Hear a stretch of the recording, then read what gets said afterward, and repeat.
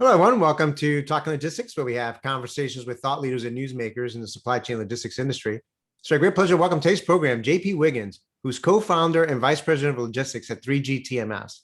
And today we're going to talk about using pooled distribution for additional LTL capacity. Now, we're more than halfway through 2021, and it's been a very, very challenging year so far for transportation executives, to put it mildly. Simply put, there's a great imbalance between freight demand and freight capacity.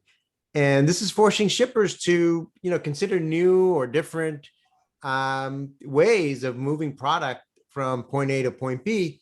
And one approach that's getting renewed attention is pool distribution. So what is pool distribution? Why is it worth considering in today's transportation environment and market? And how can a transportation management system help enable pool distribution? Those are the main questions we're going to discuss in today's episode. And it's great to welcome JP back on the program to share his insights and advice on this topic. So JP, welcome to the program. Yeah, thanks. Thanks for having me back. So, JP, it seems like every time you're on the program, the world has changed again in terms of, the transportation environment and what's happening out there. And it certainly continues to be a very, volatile and dynamic. What new chaos happened this week? Exactly. Exactly. So, today we're going to talk about pool distribution, which obviously it's not necessarily a new topic, but, as we get into it, I think, it's worth, I think as I mentioned just now, a lot of companies are rediscovering it, if you will, or re-looking at it as a strategy. So maybe as a way to get started, just to level set in case people may not be familiar what pool distribution is, why don't we start there? What is pool distribution? If you think about it, what is there in North America? About 100 LTL carriers. I mean, really, there's 200 plus. And then if you start adding in the final mile companies, it gets much larger than that. But in reality, there's about a dozen, let's call them national carriers, carriers that you handle, like, Old Dominion, Forward Air, Estes, FedEx Freight, you hand them their freight, they pick up a pallet or two from you, they'll deliver it anywhere in North America for you. Besides those national carriers, there's about 75-ish, a little more of what I call regional carriers, or not me, but that's what the industry calls regional carriers. So, like Pitt, Ohio, I'm from Ohio here. Pitt, Ohio services the Northeastern tech category. You've got in the West, you've got Mountain Valley, Oak Harbor, ProTrans, Best Overnight that services the West. In the Southeast, you got AAA Cooper. And these carriers service their own geographic region. So if you think about it, you got about 75 core regional carriers plus the dozen or so national ones. And if, yes, Pitt, Ohio here, they'll take my shipment here in Ohio or Pennsylvania and, they'll move it to California for me, but they'll do that by interline. So they take your freight, they'll actually hand it off to another carrier, maybe Central Transport, and then Central Transport will do the delivery in the West for you. So that's how regional carriers, they get by, is with interline. Real classic bread and butter stuff if you're into LTL. All right. What pool distribution does is, let's say I'm shipping here out of Pittsburgh and I've got freight going to California. Well, what pool distribution says is, instead of me handing it to my regional carrier who's going to interline it, or handing it to my national carrier who will handle the shipment for me, let me handle the long haul part of the transport myself. So the greatest way would be truckload. So let me put that freight in a truck and drive it in a truckload and then drop it off at Central Transport's terminal in California. They'll take it and then do the local delivery to my customers in California in the West. So in theory, that's really all pool distribution is. It's been around since the 80s. We've done this for decades. It's a lot easier now because with the math and science and the algorithms that software has been able to produce, you can set up all these pool points, and pretty much any regional carrier will allow you to drop freight at their terminal and enter their system. You could set up all these pool points out there, and then you can let the software dynamically determine how to actually move freight around. But we can get into that a little bit more later. But in short, what pool distribution is doing is it's opening up these regional LTL carriers' capacity to you. And that's really what the driving factor we're hearing from a lot of our customers at 3G TMS is. Our customers, they're running into capacity crunches all across the board. And, and this is just another way to help solve that capacity crunch issue. Yeah, no, I think that's great. I mean, I think That's what a lot of shippers are looking for today, and LSPs and managing shipments on behalf of clients is, how to, you know, these are not may not necessarily be new strategies or new things, but certainly the technology has evolved in such a way that they become much more uh, executable. You'll be able to plan for them more effectively than perhaps you have in the past. And they just they just open up, new opportunities. So before we get to kind of the technology piece, I mean, why, I think for anyone who's in the front lines of this, it's probably not a surprise, but why is Yeah. fuel distribution worth considering Because in the today's capacity, environment? And yeah. what are some of the key trends and factors that are, elevating its role and importance today? Yeah, I mean, look at it, the capacity changes that have happened, just even in our last conversation. I mean, the big news past couple of weeks, FedEx Freight said, hey, we're going to remove 1,400 or so customers. And they didn't want to do that. They did that because they're at capacity. I mean, think of how many billions of dollars they have in their network of, drivers and terminals and their whole hub and spoke system they have. When they're at capacity, adding more capacity is very difficult and very expensive for them to do. So, okay, so you got LTL national coverage at capacity, but then also look at the other modes around you. I mean, parcel is at capacity. We see a lot of mode shift happens usually. Parcel gets expensive. Well, consolidate it more and ship at LTL. LTL gets expensive, consolidate it more, ship truckload, or truckload's expensive, consolidate it down. Carol Tomei, CEO of UPS, she said this to her board meetings a couple of times. They're focusing on good revenue. They're not focusing on adding capacity. So they're not adding capacity. LTL carriers are in the same pinch. They're not really able to add capacity. So they're at capacity. There's a crunch going on.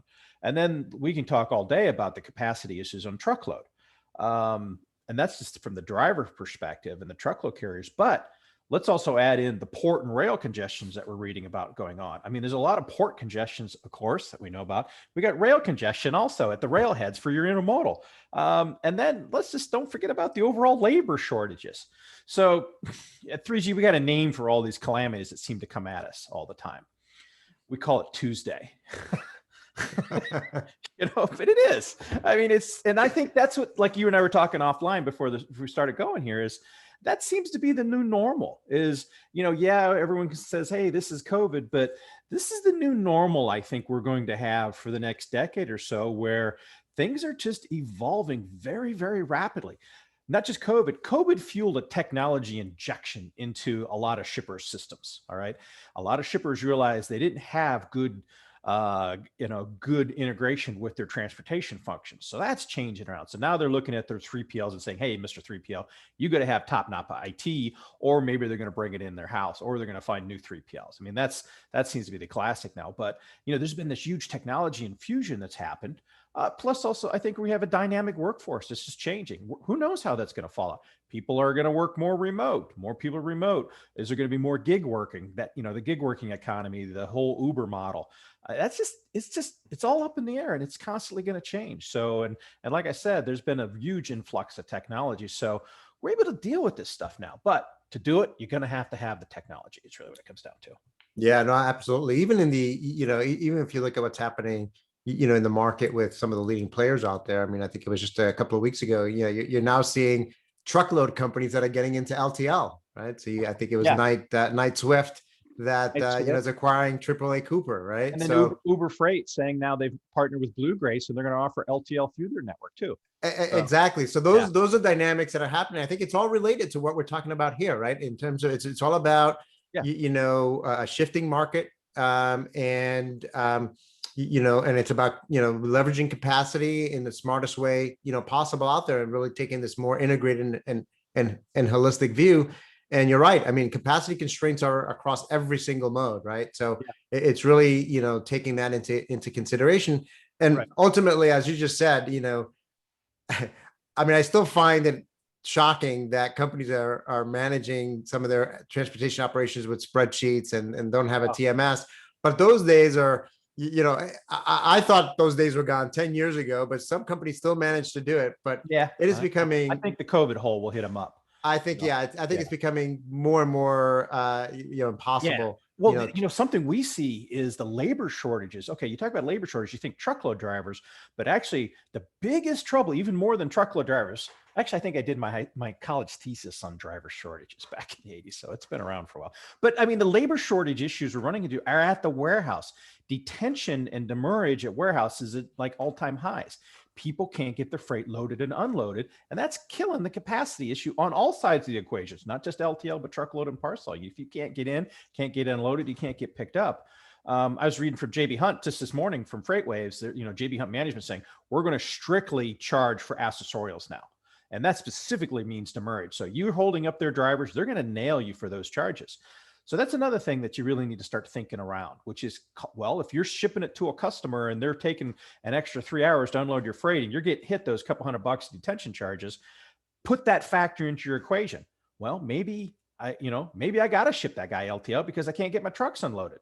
Maybe I got to drop it at a local regional terminal that will get the freight there without the demurrage. I mean, you got to start thinking outside the box. You have to start thinking dynamically. And that's what software does for you. It lets you do those calculations to know, hey, I know I'm shipping to this guy in Los Angeles. He's going to take an extra 4 hours to unload the freight.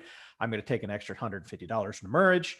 Hey, you know what? Maybe I should drop it at Central Transport and let him make the final for me, pay it extra. So it's just, it's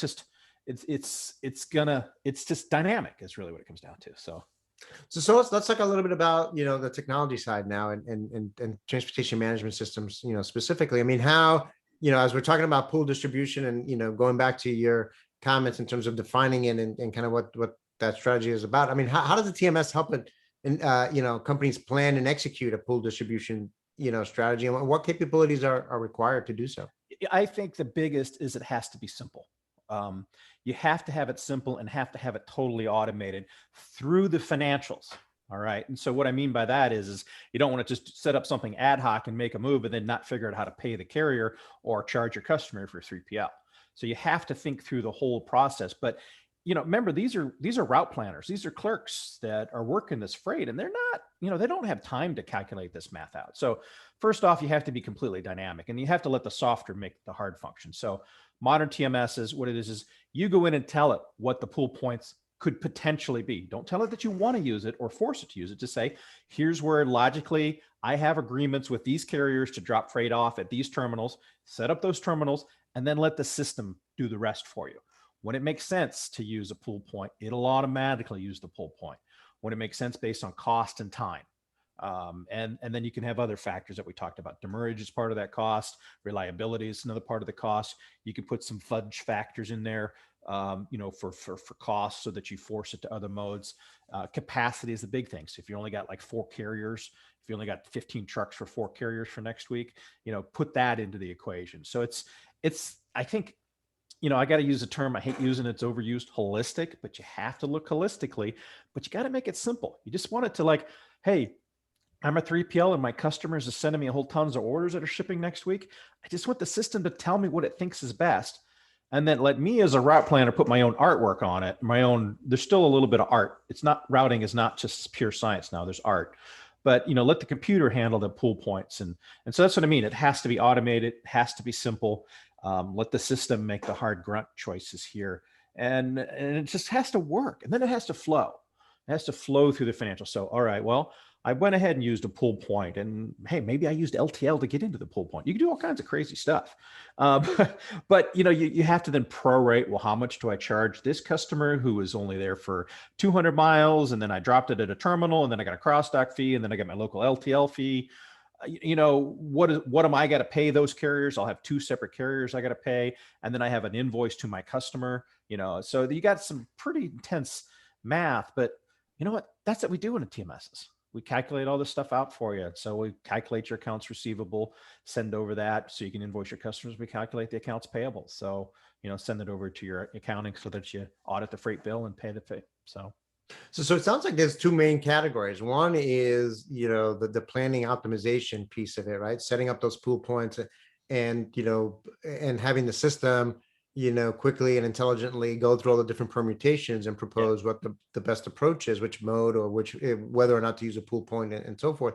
But then there's also, I think, and this is something that I probably overlooked a little bit. There's also the whole financial aspect of it, because that complicates the financial aspect of it in terms of allocating costs, in terms of the invoicing, in terms of the payment. So that's a whole other dimension too, that it gets a little bit more complicated, Right. when you're using a pool points and using multiple carriers, and if you were just to, use a single LTL or a single truckload carrier.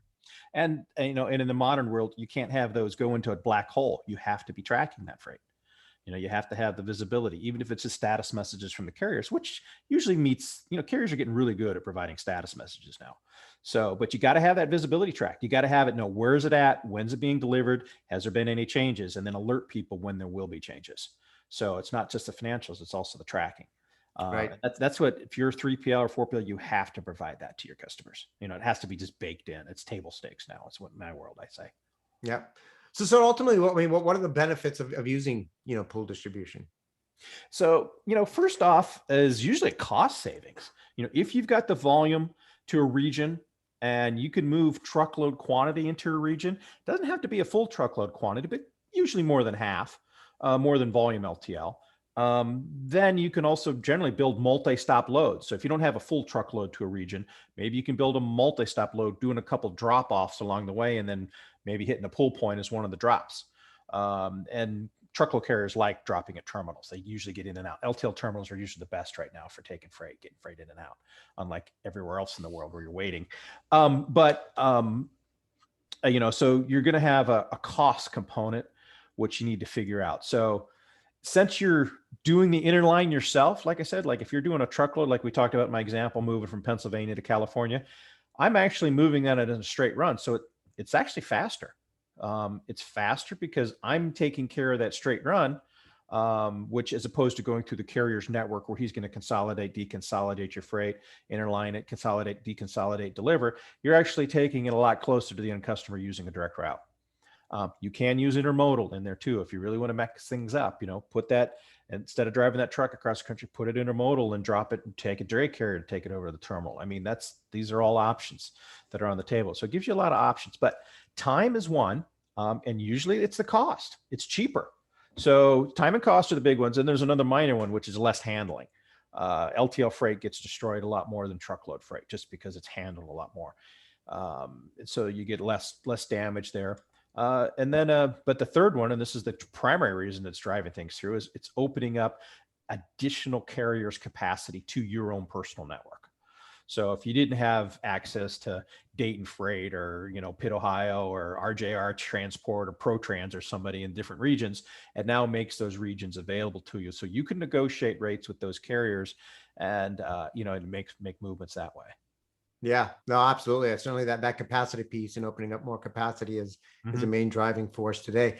So, as a way to wrap up then, JP, I mean, what questions should companies ask themselves to determine if pool distribution is right for them? First off, is there enough of a volume? I mean, this isn't for your, $2 million a year shipper. All right. If you're spending $2 million in LTL freight, this isn't for you. This is probably going to start kicking in probably closer to when you're at that 10 million plus kind of category. Do you have regional freight? Are you shipping freight across those regions? There's 5 big regions: East, West, Midwest, Southeast, Southwest. Are you shipping across those different regions? Do you have enough volume to maybe once a week put a truck together to ship a pool? I mean, TMS systems are ungodly cheap now compared to what they were a decade ago. I mean, you're paying, if you're a 3PL, you're paying $2-3 a truckload for your TMS. Now you're not paying, these things are dirt cheap for a tier 1 TMS, less than the cost usually of 1 or 2 people working for your company. So you can pay for TMSs, and they're all SaaS now. Everything's SaaS based. It's all cloud based, and generally all of us are charging by pure transactions, and those transaction costs aren't that expensive. So, it's just, a couple $1,000s a month, you're not paying a lot of money for a TMS. So it doesn't take a lot of freight to justify putting in a system like this. So like I said, if you got the volume would be, are you shipping a truckload or 2 a week to a different region? That would be the first question I would ask. Then if you think you are, contact your TMS vendors. They'll run these studies for you for free. Make them run it. They'll try to charge you, but make them pay. Make them do it for free as a sales thing. But they'll run this data through you for you, give you a couple of weeks of shipment data, maybe a month of shipment data, and have them give you some suggestions back. If you can't get a TMS company to do it, there's a couple dozen consultants out there that'll do it for you. it'll help you take a look at this freight. And then the other is talk to your 3PL. Your 3PL, if you're a shipper and you don't, talk to your major 3PL and say, hey, what do you guys think about this? If they're not familiar with it, maybe talk to a different 3PL. This should be something that is a core capability of a modern 3PL, is the ability to dynamically optimize freight across multiple modes, to do mode shifts, to dynamically look at pool distribution. Those are things that your 3PL has to do for you. If not, then you need to find a new 3PL. A lot of great points there. And yeah, absolutely. I mean, I think this is an area where more and more companies need to be asking those questions, particularly as they're, like I said at the beginning, moving product from point A to point B is becoming much more, complex. It changes, because the environment is changing all the time. So they have to keep asking these questions and reevaluating, their options, and not kind of be fixed in one way of doing things, because that one way may be good for a finite period of time, or maybe only good for a portion of your freight, but not, another segment of it. So, JP, as always, some great insights and advice on a topic that I think is going to, continue to get more attention, in the weeks to come. So again, thank you for making the time to be with us today. Great. Yeah, appreciate it. I want to thank those of you that joined us. If you have any questions, for JP, you can go ahead, and if you're watching this episode on demand at the 3G TMS website or on Talking Logistics, you can post it there, and I'm sure he'll be more than happy to respond via that medium. Again, thank you for joining us, and look forward to seeing you in a future episode of Talking Logistics. Have a great day.